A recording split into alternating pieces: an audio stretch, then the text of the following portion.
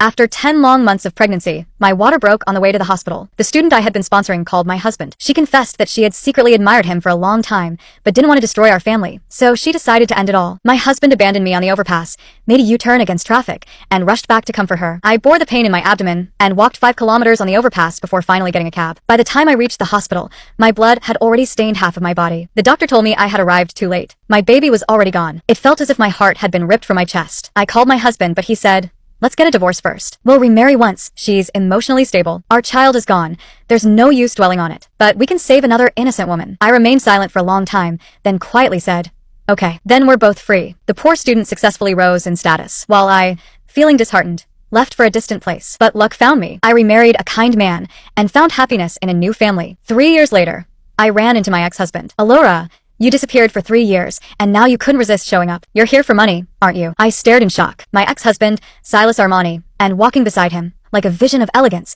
was Elvira Conti. Once, Elvira wore patched clothes. She knelt before me, begging for money to attend college. I, moved by pity, helped her, caring for all her needs. Little did I know that the girl from the countryside had been plotting to take my place all along. Now, after years of silence, she stood before me in designer clothes, a far cry from the girl I had once helped. Silas sneered, his voice dripping with disdain. "Back then, I was just trying to help someone, and you disappeared out of spite. Alora, take a good look at yourself. Since leaving me, you've had a miserable life, haven't you? Now you see the value of money.